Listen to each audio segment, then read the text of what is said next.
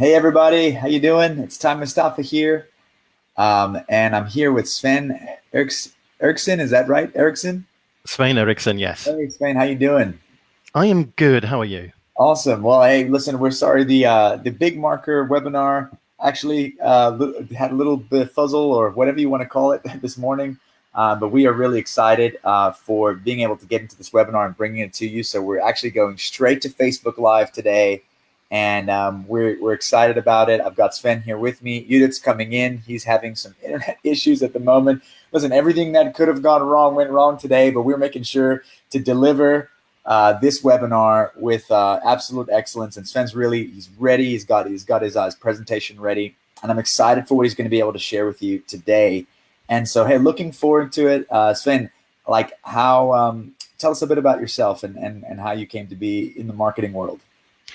Well, I am one of these people who really are interested in a lot of different areas, and I come from a background where I did a lot of electronics and computers starting back in 1977. Oh, and wow. I was involved in the internet since 1993 when I got my first internet account, and before that on CompuServe and things like that. So a long time. I set up an internet service provider in 1996 and ran that till 98, and was then basically all in the internet world. And what happened was, because I owned an internet service provider just at the infancy of the internet time, I was successful, but I failed to become a multimillionaire. Some of the other people in the space did, and I decided, what did I do wrong? I've actually got an MBA. And I used everything I learned in the MBA, and it took me quite a while to realize that what you learn in the MBA is very suitable for big companies when you have budgets of like $10 million to do a marketing campaign. Yeah. Then what I had learned was perfect. So I set out on a journey, and that journey was to discover what is effective in marketing. And I started getting into all of the big names. We're talking Dan Kennedy, J. Abraham, and really learning all of these techniques and starting to apply it. And actually, from 2004 to 2007, I ran a small magazine, just an A5 printed magazine, where I did marketing campaigns for hundreds of clients, creating ads for them, formulating it, seeing what was working, actually sitting down with them and building bigger campaigns as well. And then I basically been going between the technical world and the marketing world and the business world. And my current function is that with a client, I am the head of their technical department. And I am responsible for making everything to do with the internet work, including big launches, which we do 1 to 2 of every year. Nice. So. Wow, that's awesome. Well, cool. That's so you're into the art of conversion then. Everything to do with marketing, art of conversion. I'm into copywriting. I'm hugely into psychology, hugely into Robert Cialdini, and how do we make people buy? That is really my passion. How do you make people say yes, right? That's what everyone's trying to get. Exactly. That's awesome. Well, cool. Like, Svein, if you want to go ahead and just head into that presentation, give us what you have for us today. I'm really excited to hear from it. Sure. So the topic today is really about avoiding clientele. It's taking some of the lessons that I have learned through my period of being with a big client and actually running big launches. So the question first is, what actually is a big launch? Well, you can measure a launch by how many attendees do you have. But really, a big launch or a small one doesn't matter. When it's fully automated, it doesn't matter whether you have one person going through the funnel or 10,000. When it's automated, when there's no input, that it's the funnel. So then we can talk about the revenue, the funnel size, and the project team. And so what do I talk about? Well, the funnel we're currently running, we're actually in the middle of the launch right now. We are doing a big live stream tomorrow for around 6+ hours. We have had 147,881 clicks when I did the stats earlier this morning. We have had over 54,000 opt-ins. So that's a 36.9% opt-in rate to this campaign. We have 35 pages in the funnel. We have landing pages, we have opt-in forms, we have thank you pages. And as I mentioned, tomorrow we're doing this live video stream. It's going to be over 6 hours. We're going to have video guests. We're going to be running videos, testimonials, and a lot of other things.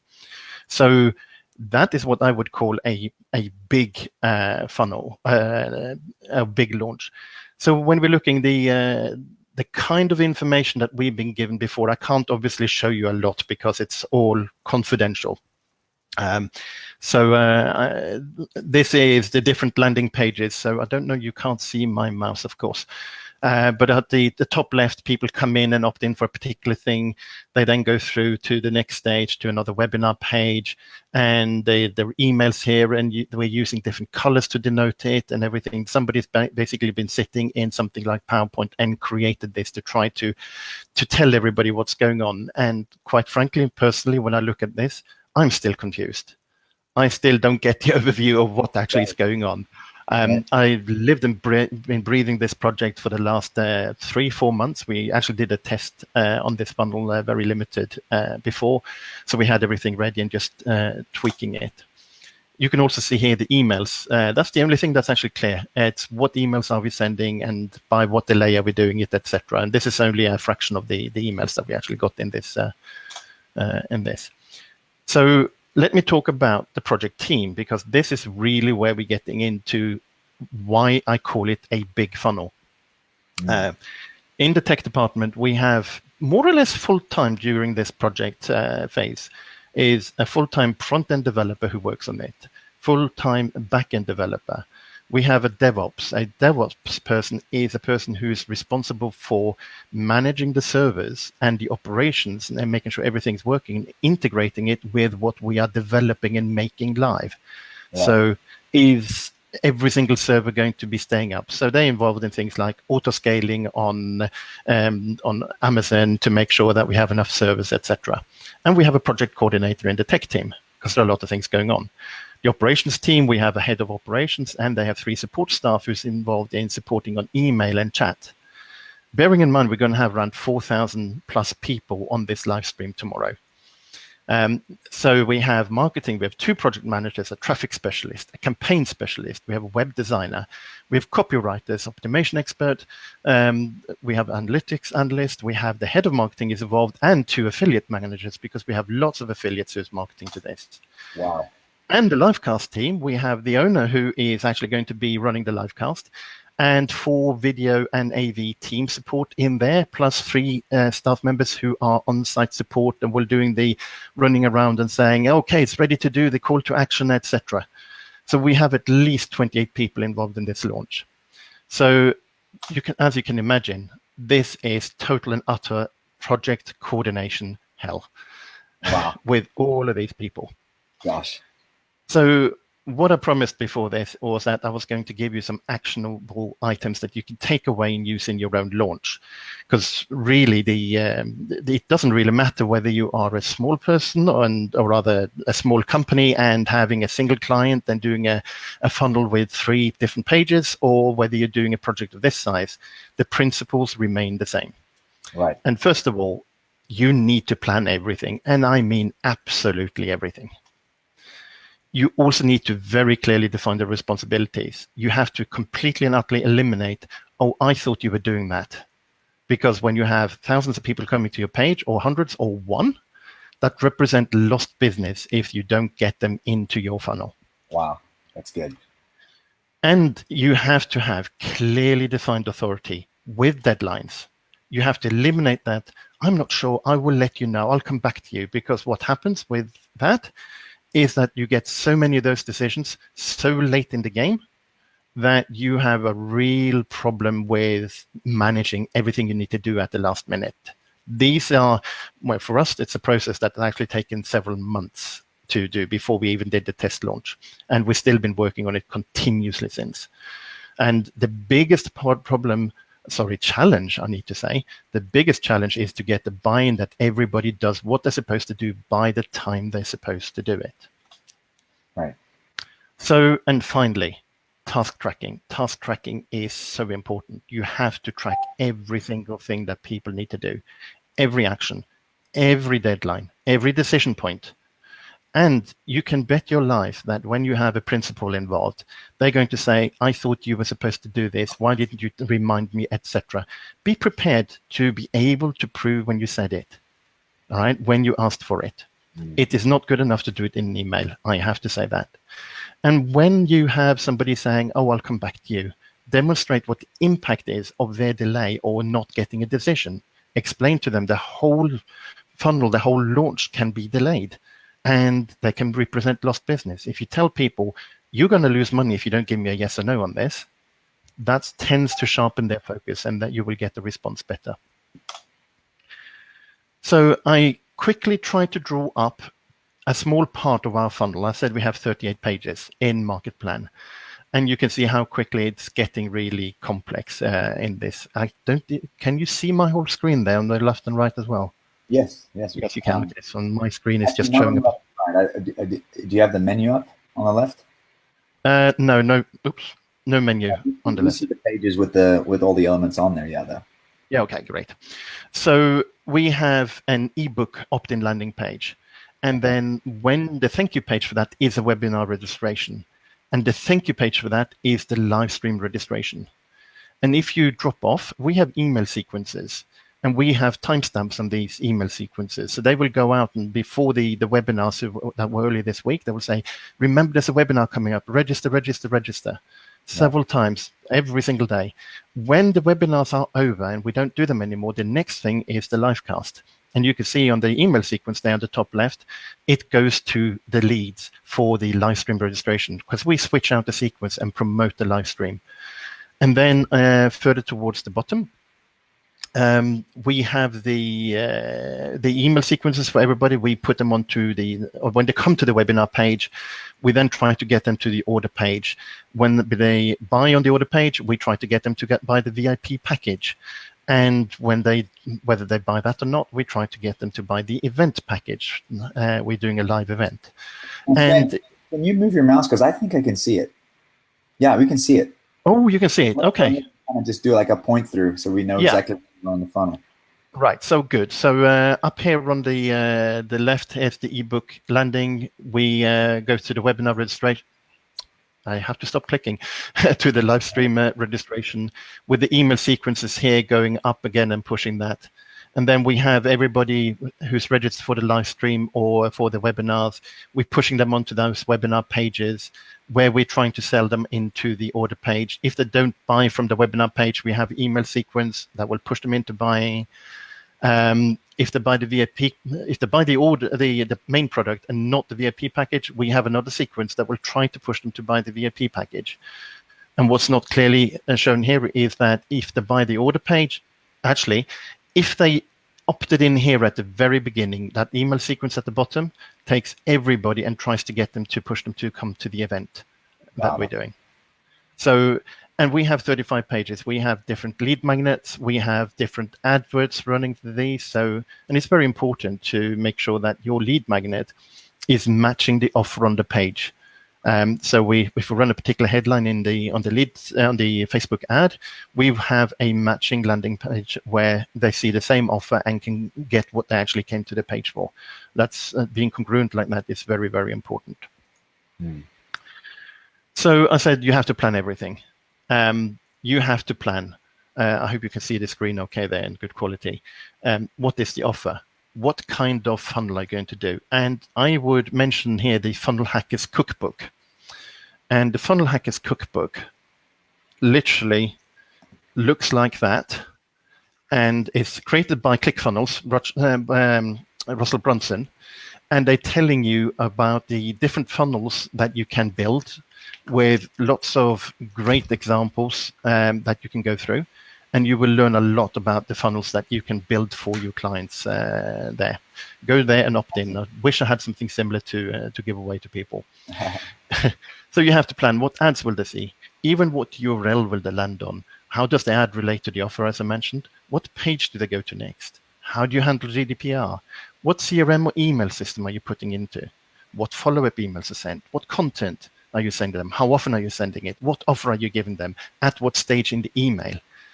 Who will write the emails? Who will actually physically go to the emailing system and enter them into the emailing system and connecting the campaign? Who will test them? Who has the approval on saying, yes, that email is correct and it has the correct webinar ID link in it. So when they're going to it, they get to the right webinar and the correct time and date of that. Because guess what? When you have 68 plus emails, you are bound to send out an email that says, hey, go to the webinar for 6 p.m. and it's actually at 3 p.m. It just happens. Somebody has to test it all. And how do you tag them? How do you say where they come from? So you know in the future, oh, somebody opted in on that particular page and that's their interest. So in a year, you can market to them. And how do you handle questions that they ask?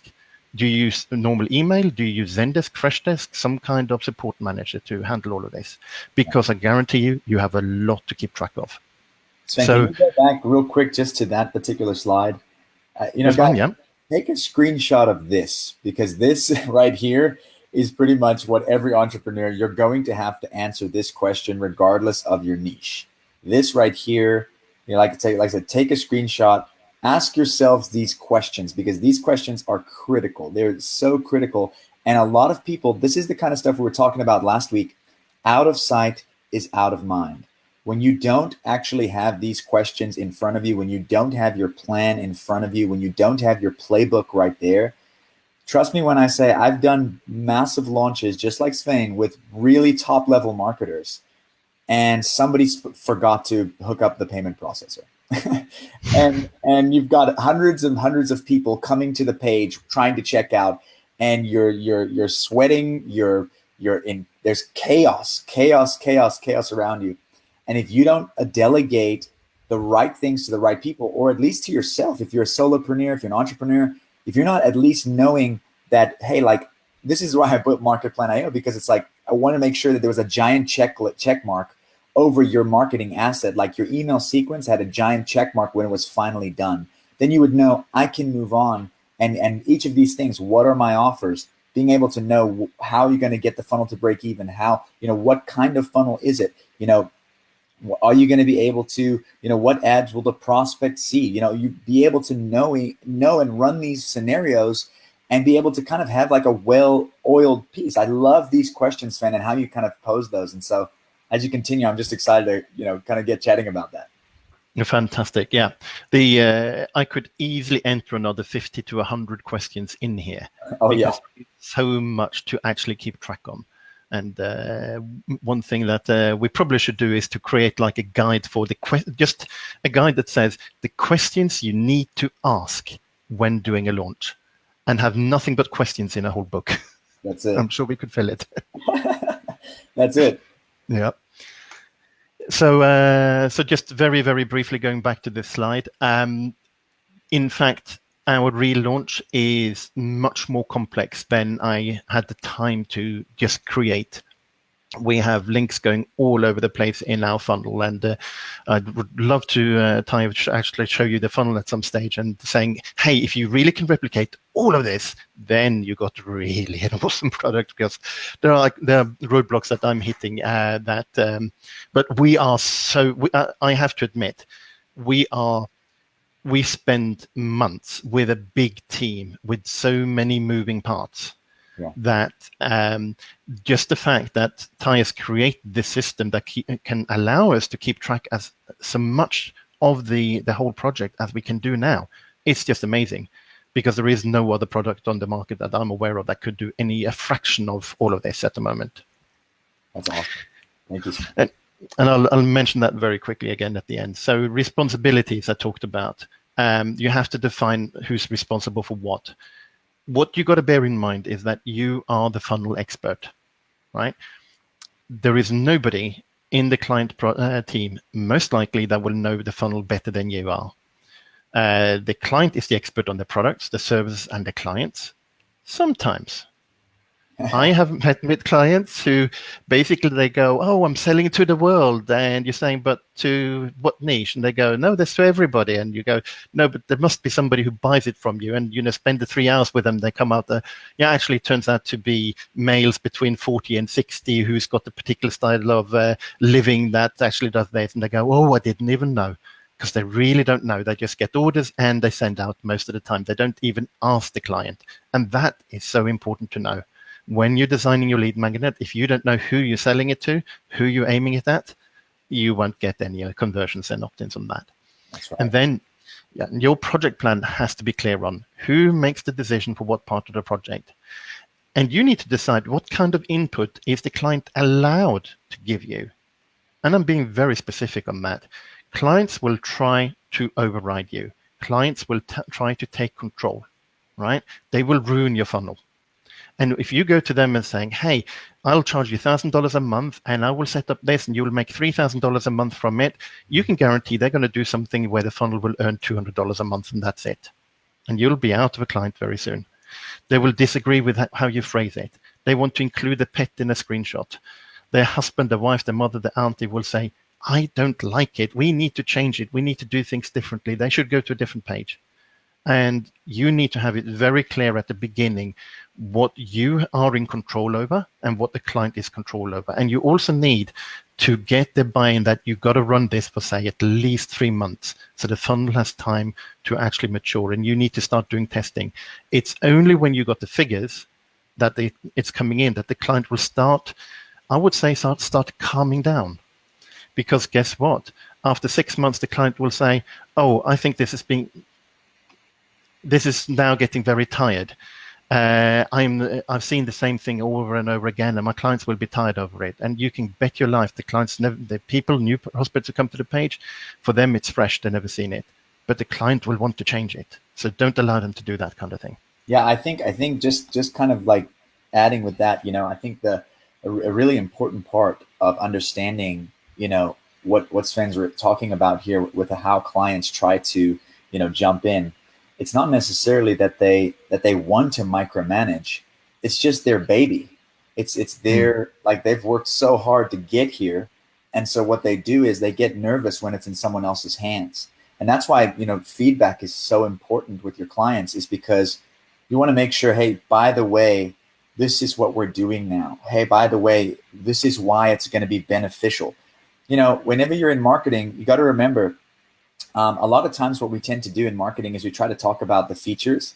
Like with MarketPlan.io, if I were to say to you guys, hey, check it out. Now when you click this box, the box is twice as big. And, not a lot of people will care about it. Some people will.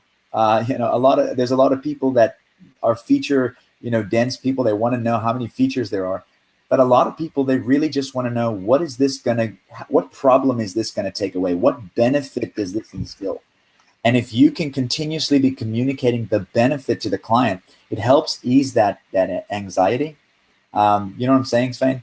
Absolutely. Just saying, hey, by the way, this is the stage we're in, this is the phase we're in, this is where we are. And by the way, what this is going to allow us to do is it's going to give us this many things, and this is going to add this many more customers to the funnel, or this is exactly, we're improving the opt-in rate. We feel like if we can do that, then we can actually increase the sales, and this is what it's going to mean for the bottom line. When they know that you're on top of it, they micromanage less, if that makes sense. It totally does. And this is directly playing into my next slide, actually. Just want to mention clientsfromhell.net. If you are an agency or have any kind of clients, you need to go and read what clients will do to you. So you get an understanding of how people react to different things. It's such a great website. I actually got an RSS feed from it that comes up, and I go and read it on a regular basis because it's just amazing. It's worth going to have a look at. So what you talked about there is that you need to communicate, and that is what the tracking and execution is about. Everything has to be written down. You have to have a clear title or subject to it. You have to have a deadline for decision and feedback. You have to assign a person to the task. You can't leave a task to say, oh, somebody will get to it. They will not. If they don't see it's assigned to them, they will not do it. Guarantee you, especially when you have 28 people in there, but even when you have one person, because that one person, that client, will think that you're supposed to do it, not that they are supposed to do it. And you track all follow-up, and you don't do it by email, you don't do it by messenger, you do it in the task, right? Everything to do with the task needs to stay in the task tracker. If it's not in the task tracker, it hasn't happened, basically. And ask for progress report. Make sure they tell you that, oh, yes, I started it, or it's waiting for approval, it's ready. Because if you don't hear anything, if you don't get that, and you're coming up to the deadline, and the deadline passes, you can bet they haven't even started. Because one of the biggest problems I have with most task managers is that they will tell you when the deadline is. it won't typically remind you in a good time for that particular task. For instance, if you do copywriting, you probably need to start it a week before. If you do something else that could take 10 minutes, you might only start it 3 hours before. And task managers generally are not really good at telling you, hey, you got a task, you need to start it now so it's ready in a week, right? You need to keep on top of that. And you need to go to them saying, hey, it's a week away and we have this copywriting task. Have you done it? Have you started? It is so important.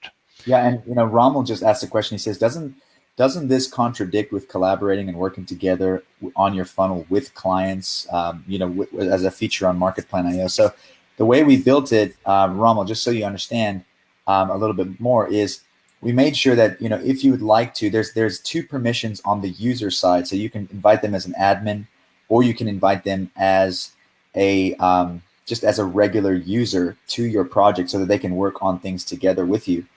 But a lot of the times, they can see the things that you're doing. A lot of times it depends on the agency. We found that most agencies, they don't necessarily want people dragging their stuff around or deleting something, especially when they've built the funnel themselves. And then now the client's like in there and it's like, really cool, I was playing around with it, but I deleted your entire email sequence. That has happened. So I don't want to, we want to make sure that there's enough permission. So when you're giving it to a legitimate client, you're giving them that space to be able to just comment on the things that are happening already. They can't delete, they can't move, they can't do anything. All they can do is go inside, comment on a particular email. Hey, this is a cool email, whatever the case might be. Hey, this sequence looks great. Hey, I don't think I like the flow of this, or whatever they're trying to get, to be. But yeah, view only is a much better approach of working with them when it comes to a person who's being very micromanaging. But like what Sven is saying right now, is being able to put some responsibility on the client. We knew that there were going to be people that wanted and needed that option, which is why we allowed users to now come in and have those 2 different permission types. So if you've got your actual team and you want to let them run free in the project, they can run free. They can even make new plans. You can assign them as an admin. The opposite of that would be, of course, giving them just access to be able to go into the plans and not delete and duplicate and do all those different things. So just trying to clear that up. Thanks, Sven. You can continue. Yep, sure. I completely agree. What we have done in the past is to give people read-only access to Google Docs, to certain sheets, to certain documents when we want their approval, and they can comment on it, but they can't delete, for instance. But if they're responsible for getting it done, we give them full edit access, and we don't care what they do because they're supposed to be doing it. Then when they approve it, that's when we turn off the permission for them to edit, because they have approved it. If they now want to change it, they have to give us a very good reason why. Right. Yeah. And that can be very easily done in MarketPlan.io by creating another project for them as well. You can and inviting them in as a user just for that particular part of the funnel. You can build a little small section and say, I need you to focus on these 4 things, and assign those, Yeah, I would also like to add that we, in the tech department, we have our own system for managing everything and everything we need to do. And the marketing department has absolutely no insight to that whatsoever. They don't even know it exists. Right. And it is so important because if they do, I know there are at least one person in the marketing department who will start asking questions and getting involved, and that doesn't benefit anybody. He's already overworked, but he wants to get involved in the technical nitty-gritty details. So what you need to do is strike the balance between communicating so they are happy and confident that you can do the job, and the rest of it you need to keep track of yourself. But give them enough access to do what they need to do, and be very, very clear about communicating that. That's right. So we're currently using Asana to track this particular launch. And as I said here, I have access to, it's not assigned to me, but assigned to either my team or that I have visibility over. And I know that a lot of these tasks are hidden. I can't even see them. And I can see 253 tasks. And each task has at least 1, if not up to 30 or more comments and follow-ups. And that's why I'm saying to you, you cannot use email for doing this.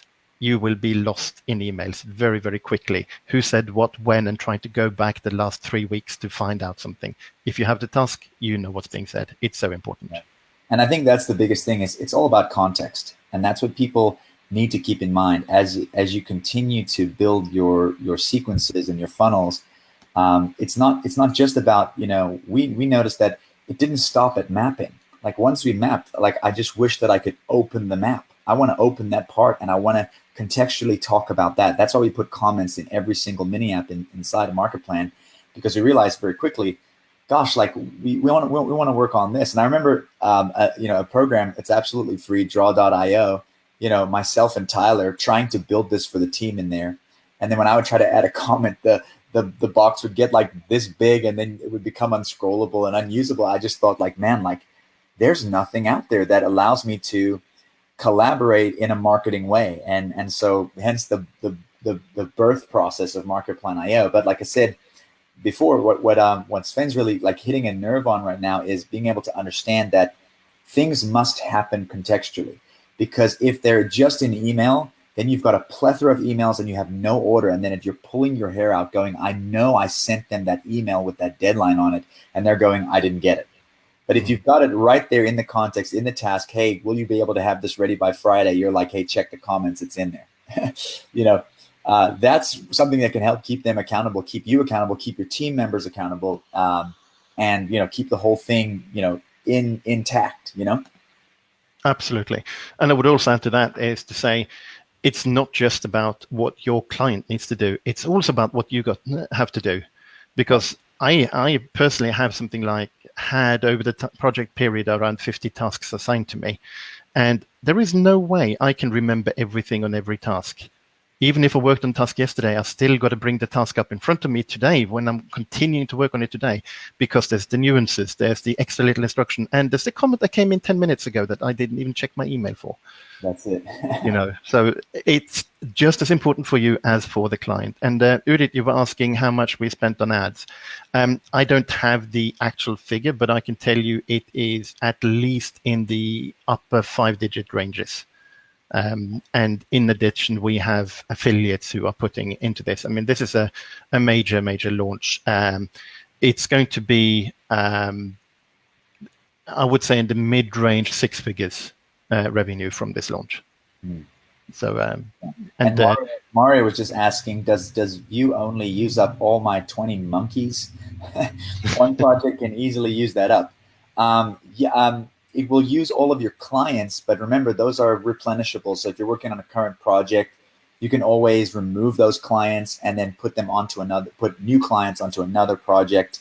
What we normally tell people is like, just if there are up to that many clients and you're having to involve one team in one project, share it with maybe 3 or 2 email addresses and have them just share the login within the company, and maybe just divide them into teams. Like you can say, like, let's say you're working with a dev team and you're working with an email sequence team or maybe the ad guy or whoever you're working with, have them send their email addresses, shoot them the opportunity and have them kind of get involved that way. Then you don't have to use up all of your 20 monkeys, as Mario was saying. Yeah, and I would add to that, it's very important to actually limit the amount of information that different people in a team sees.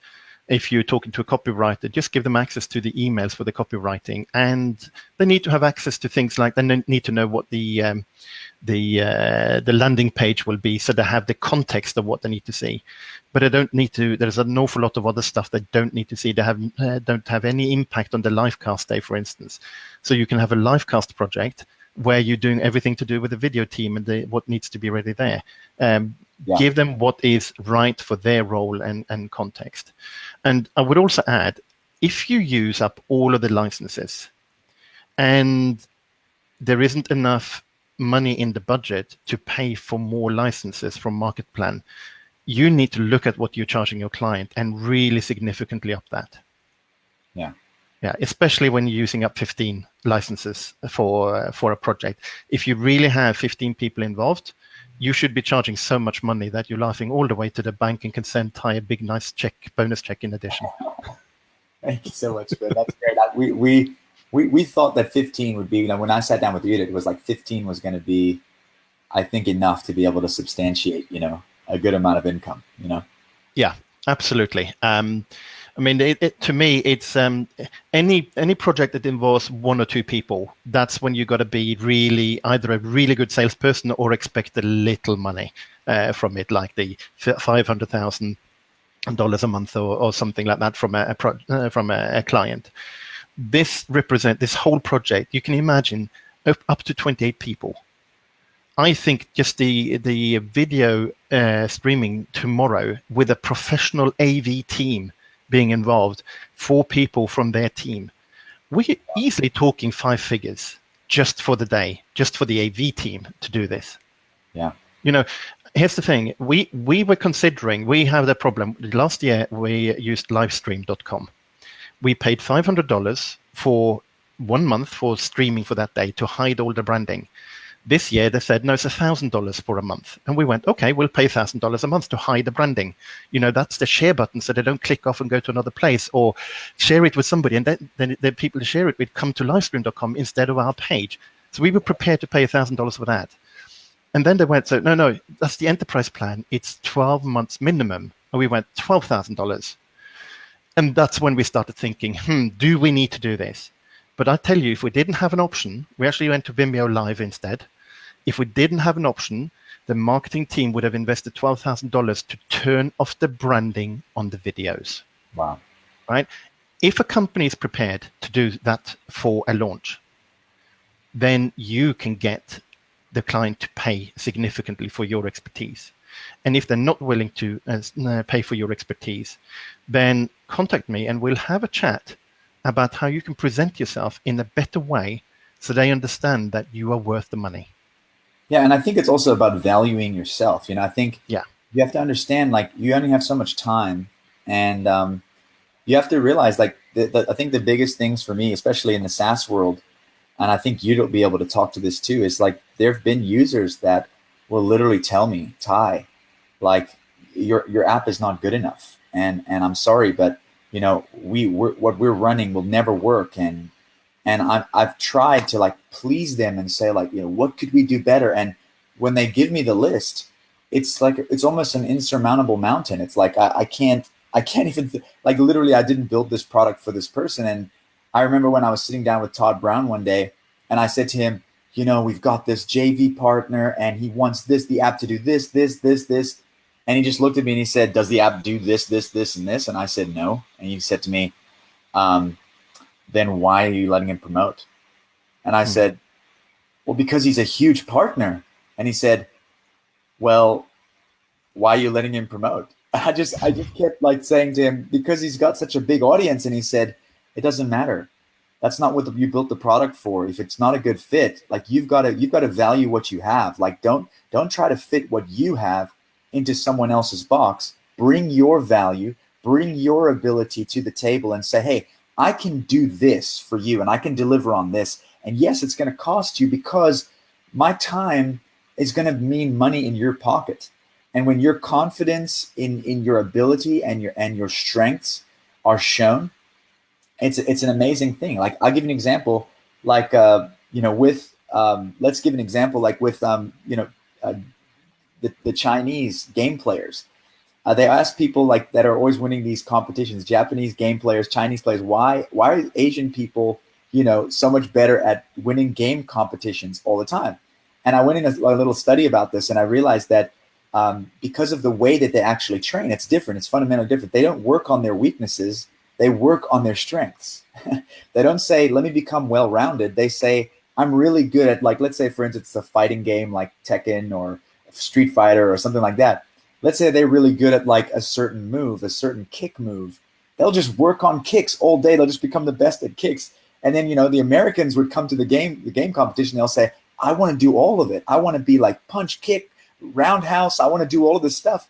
And then they lose and the Asian guys win. And then they keep saying, like, how is this possible? The Asian guy is just really good at, being able to do the kicking, because they have a different mentality. They understand, if I were to focus on my strength, if I were to focus on the thing that I'm really good at delivering, like, if you're an agency, and let's say, for instance, you're not necessarily that good at Facebook ads, but you are good at like providing digital assets and doing like opt-in forms and pop-ups, and you're really good at the funnel building side, then I would outsource the ads stuff. I would try to make sure that I was not as involved in it. I wouldn't try to well round my agency just so that I can make just a few more dollars. I would try to become really good at what it was I was offering. Does that resonate? Like, have you found that too, Sven?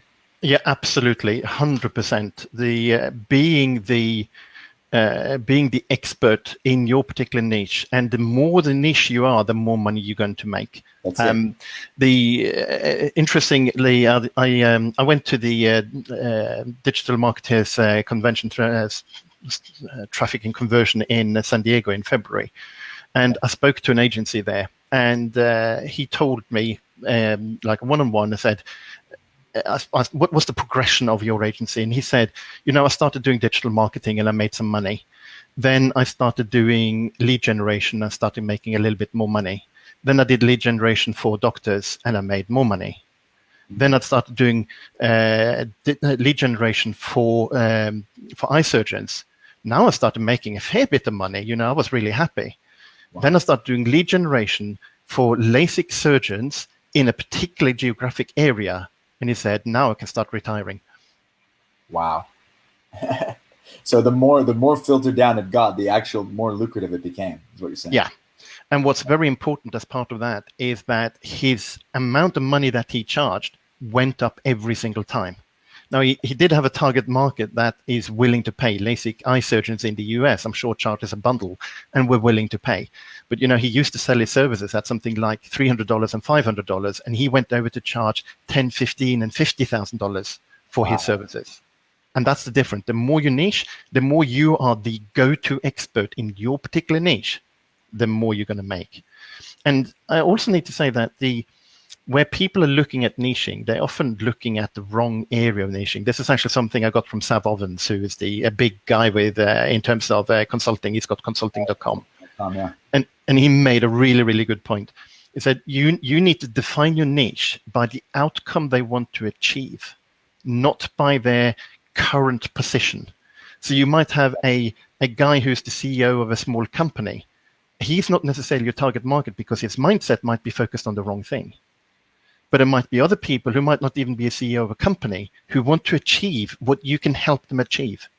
So look for people who want to achieve what you can deliver. Because if you can satisfy their need to, or their want to achieve this thing, and nobody else can, that's when you can start charging a lot of money. Yeah, and that's exactly what we talked about last week, Sven. On the webinar, it was very clear.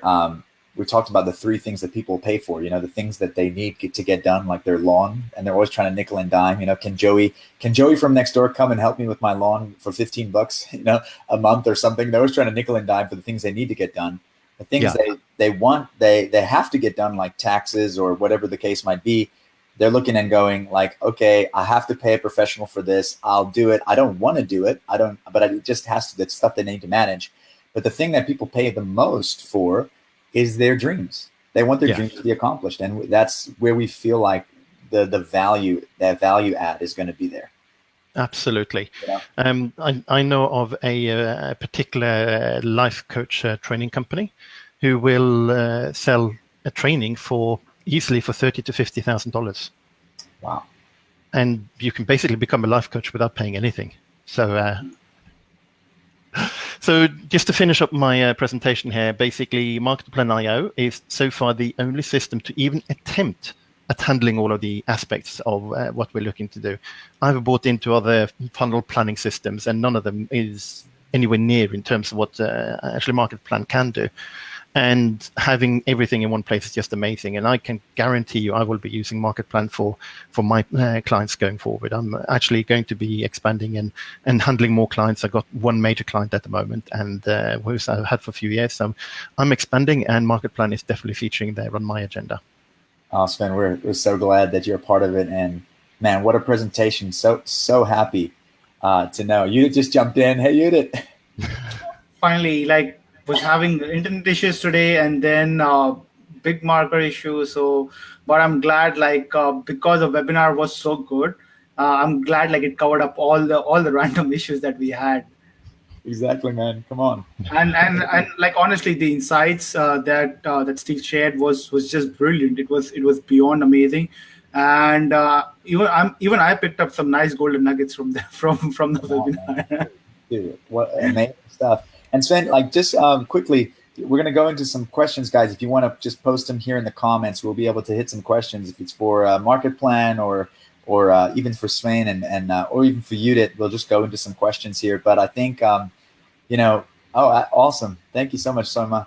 I think the thing, Sven, just maybe you can talk about a little bit is, where did the aha moment for you, like with what you were actually good at niche wise?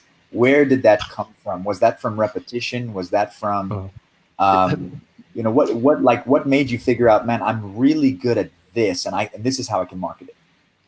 Well, here's a secret. I have not yet managed to decide on my niche, and the problem is not to boast anything, but I have too many areas I'm really good at, and finding out and actually concentrate on one particular niche is probably one of the hardest things that I have ever done.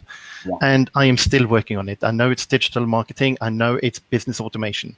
For me, business automation is the big thing that I'm working on, because I can tell you one of the, we're working with Infusionsoft, and we have so many challenges.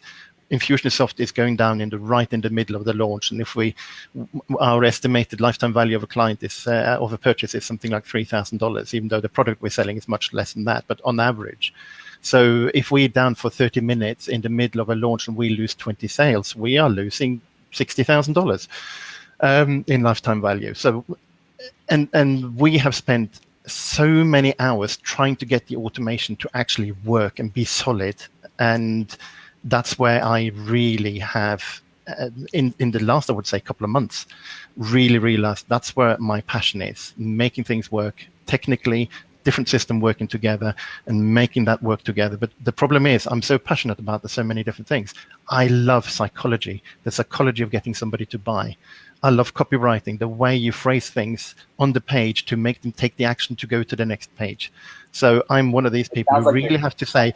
Marketing masterminding. Yeah, I mean, I worked in marketing. For those who arrived late, in my introduction, I ran a marketing company for 3 years. Actually, a publication where we created advertising for clients and did marketing for campaigns for hundreds of clients, literally. And so I have passion in it all fits together with funnels. That's the good thing. Everything is to do with funnels. Absolutely. Well, that's awesome. I mean, I know with me, I could just talk about it from a perspective of music, and maybe give some of the viewers out there just a little bit of an understanding with regards to this. I remember when I picked up the drums, I became extremely proficient on drums. I'm a better drummer than I'm anything else. I just wanted to become the best drummer in the world. I know rudiments and went deep into it, really deep into it, only to realize that I wasn't really that into drums. I was actually really so I started picking up the guitar, and then I picked up the keyboard, then I picked up the bass. It was all my journey, a part of my journey on becoming a producer. And that's the point is, when I was a drummer, I was passionate about drums. And when I was wanting to be a producer, I was passionate about producing. And so follow your passion. The reality is the thing that's going to make you wake up every single day and do it again, wake up every day and say, I want to do that right now, is when there's passion behind it. Yeah. And so you might look at someone else in your niche, or someone else doing something else in your city or locally or whatever, and maybe they're offering everything. But you got to ask yourself the question, do I want to wake up and look at that person in the face every day and say, I'm against you and I'm going against you? Or do I want to wake up every day and say, I'm free to do the thing I love doing right now? And trust me right now, when you find that match right there, the thing you love and the fact that people will pay you for it, you've literally just landed like the dream job that you've always wanted. You've landed the ultimate package. Like no one else can take that away from you.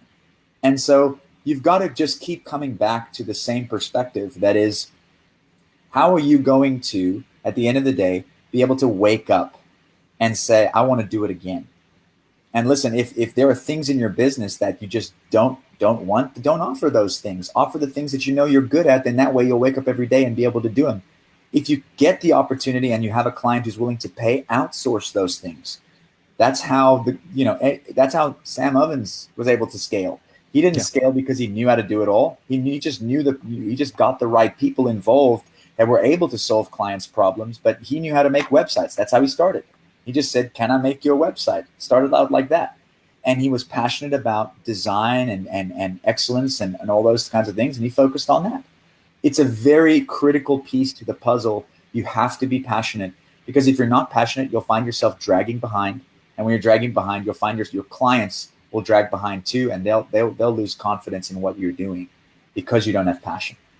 Is that and for sure? And just to add to that, never stop learning. That's very important, because what I've always felt is that when you start learning, something leads to other thing, and the other thing is always connected to your first thing, and that is how your entire journey is defined. So like I was saying, that he started with music. I could relate to it right away, because I started long ago, about 11 years ago. I started with music as well, and I remember taking some classes for kids and everything for my pocket money initially. I used to teach guitar just to cover up my own expenses for my own guitar classes, and that's how very long ago I started. But then the music lessons that I learned in terms of being consistent, in terms of just keep learning and just keep working on things, that led me to get into the world of internet, and then it just kept happening. So as Steve is saying, that just keep learning. That's very important. And even if you master a lot of skills, that's not bad. That's actually pretty good, because if you're really capable of solving a lot of critical puzzles, a lot of critical areas in a puzzle, then that's actually a good thing. But but at the same time, it's very important that you collaborate with other people as well, because you cannot know everything in the world. So that's why it's very important to have a nice balance, what I feel. Yeah. Go ahead, Svein. Yeah, sorry. I would also like to add to that. It's if you know so much that you struggle with it, try to focus on one thing, outsource everything else, but you have the skills to assess whether they're doing a good job. Right. That's it. I was about to say that.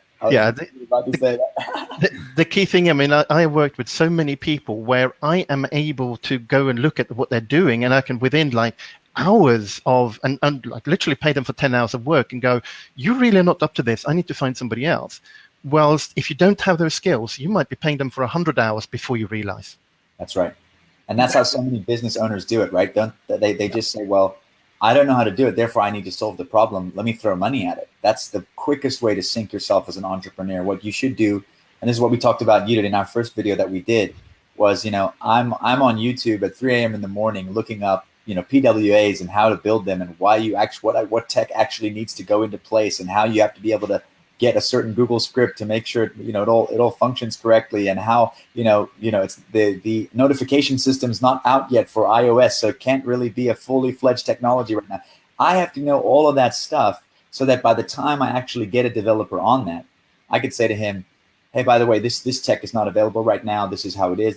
He doesn't have any inference because maybe he doesn't have the opportunity to get around that technology.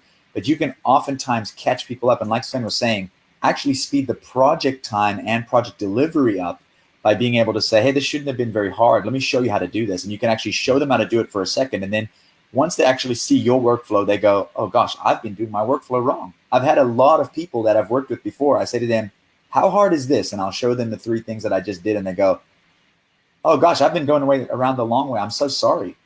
And next thing you know, that project speed just starts coming fast and furious, just like that.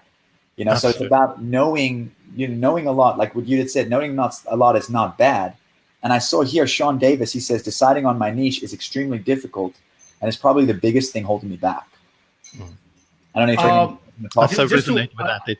I think what I should really say is that follow your heart and follow your passion. So for example, my passion relies in softwares, right? I love softwares.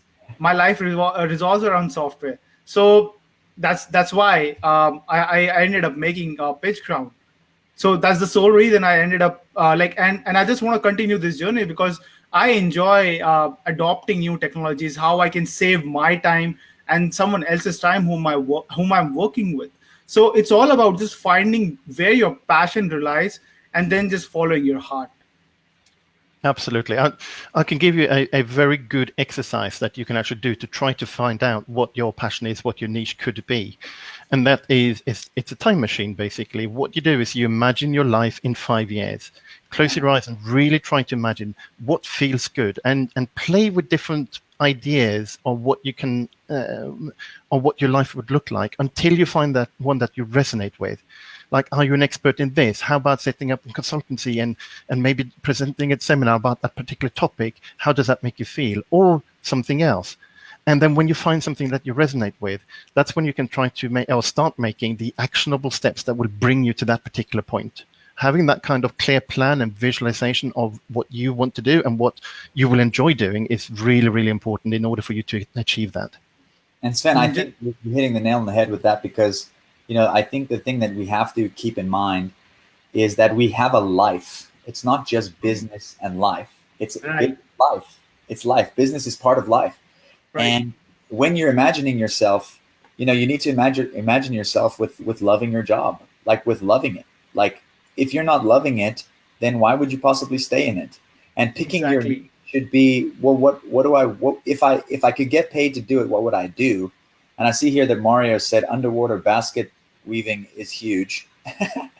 So I'm not sure. That's a different niche. I haven't heard of that one, but it is definitely a niche to go with. But hey, if that's passionate, you probably do a YouTube channel with that. You'd probably make some serious money if you monetize that channel doing underwater basket weaving. But I'll tell you right now, you never know where your passion can lead. I know Gary Vaynerchuk, he's one of them. He's just like, he was into the fact that his dad owned a winery or a wine press. And he just went ahead and just started doing, hey, I'm just going to share with you guys each day, that happens. And I'm just going to tell you how it tastes. And they drove it up to like 22 million, a year or whatever he was doing. The reality is you have to realize that everyone has something that they're good at, and Sean, just to kind of speak back to that, your niche, you'll only try to figure it out when you actually apply. Get one of those clients and think of the things that you would say, if I never had to do this again, I'll never do it again. And then say, well, I'll never do that again. And then start marketing yourself as the thing that you like doing or you enjoyed doing, And just to add to that, I did consult a lot of people earlier, and who are having the same issue of finding where their passion relies. And I made a nice practical example of it. Do this: take out a paper and write down the 10 things that you're best at, like you're really best at and you love it, right? Now, once you have those 10 things listed on the paper, cut down the 6th, 7th, 8th, 9th, and 10th. You have the top 5 with you now, right? Now, out of those top 5, now try to randomize them. And once you randomize the number, now try to cut down the bottom 3. Now you will have the 2 ones that are left with you. Once you have those 2 left, you'll be able to figure out what you really want to do. This is a very simple test, and this is something my professor told me long ago when I was a kid in school. I went to my professor and just asked, what should I do? Because I love everything. I want to be everything. But he told me that it's very important to really find your mission, your goal, and just follow that. So this is the test he told me, and I applied, and it really helped me out. And I'm sure, like, if everyone today can just go back and grab a piece of paper and a pen and just can write things down, I'm sure like it will really help you out. It's something very simple, but something very powerful. Yeah. And I think it's like kind of like just going back. I know I use this analogy a lot with MarketPlan.io, but going back to the football game, a lot of people, they want to do the strategy from the beginning. They love the whole thing. They want to look at, like, they want to tell the quarterback to throw it to the wide receiver, to make sure that the running back is right there, to make sure that everything is dialed. Like, okay, if this happens, then this happens. Don't make sure that these guys are there to defend. And we like that as marketers because we like automation. We like the idea of it. But if nobody hikes the ball, then the game's not going to go on. And so Right. sometimes because maybe like just to speak to you, Sean, like if you're saying, he says, I enjoy I'm enjoying too many things that I'm naturally pretty good at. Well, it's great, but maybe that's because one day you're going to be the quarterback and you're going to have the whole team working around you. But guess what? When you're a one-man team, you have to realize how to get the ball down the field by yourself. And so the tactic is different. You know, you might have a team mindset, but you might be alone. Well, one day when you have a team, you're going to have to put that helmet back on and become the quarterback. But right now, you've got to become the guy who hikes the ball and throws the ball, and you've got to play the simplest play to be able to get to that team like season of your life, to get to that place where you're at the scalable point. Because, you know, we always start with dreams, and our dreams are to scale. Man, if I had a huge agency and I had like 50 employees and I could just like delegate things out, wouldn't that be awesome?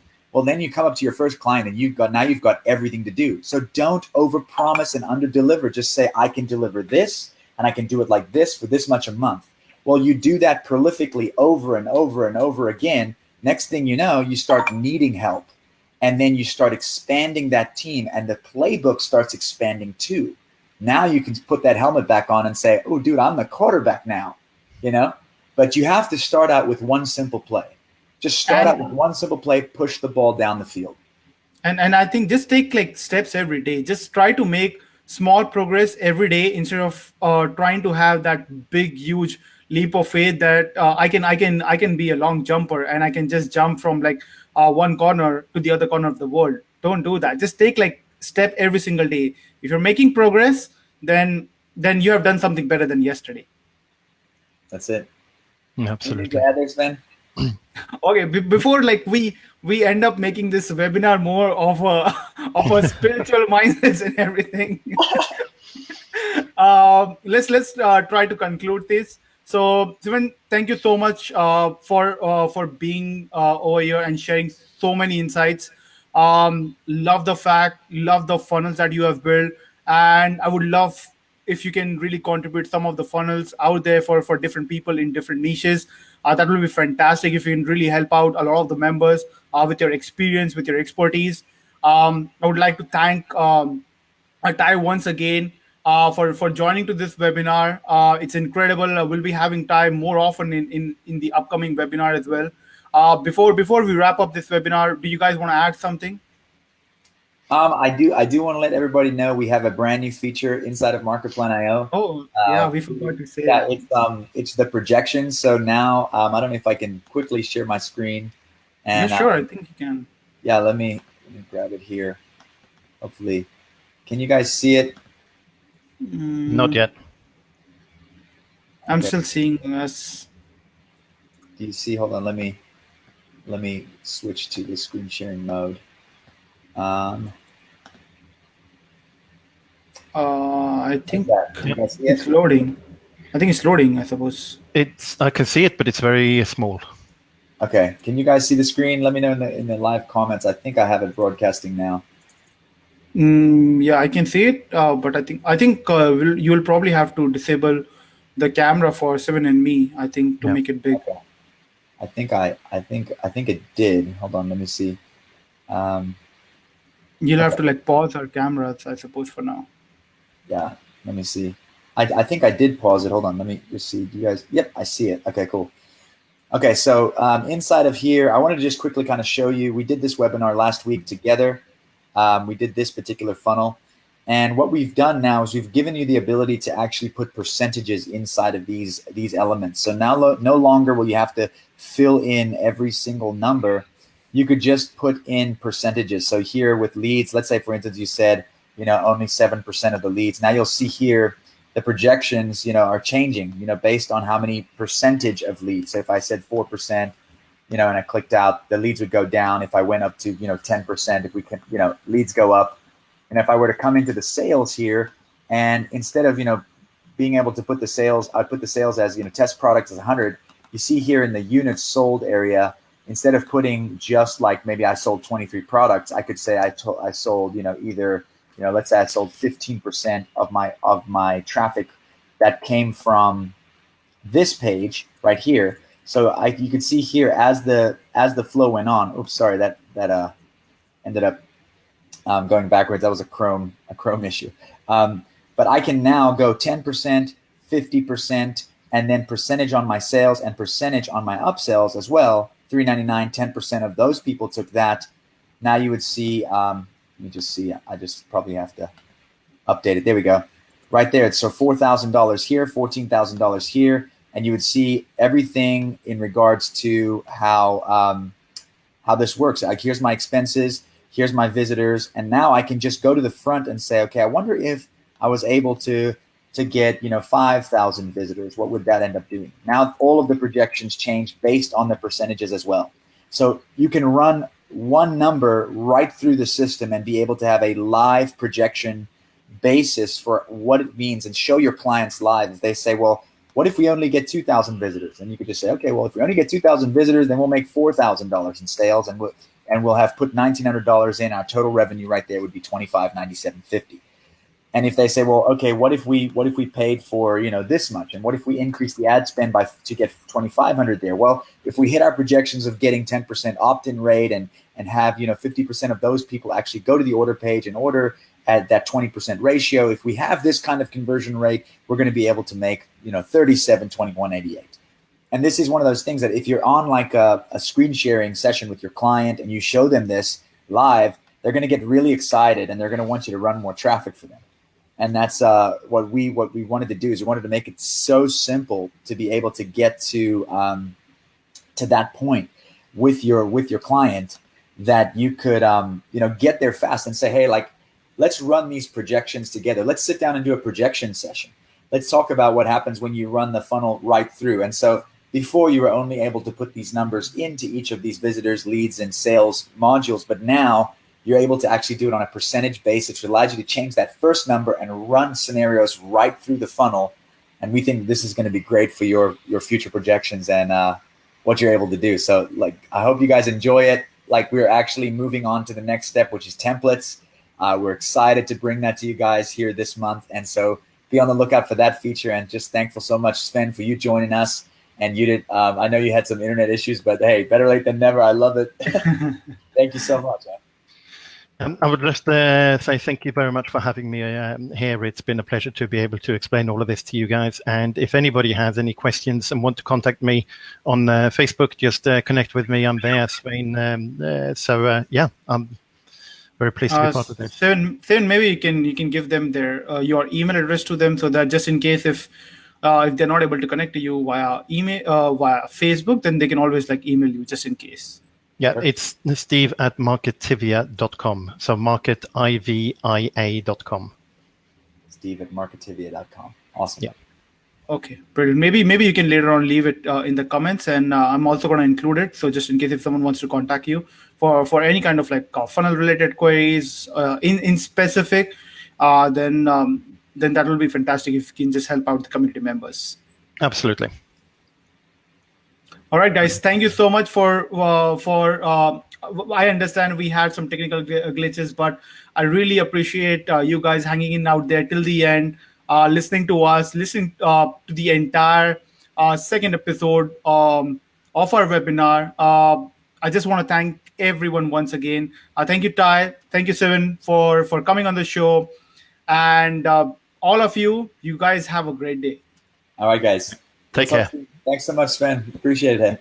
Yep, you're welcome. Bye-bye, guys.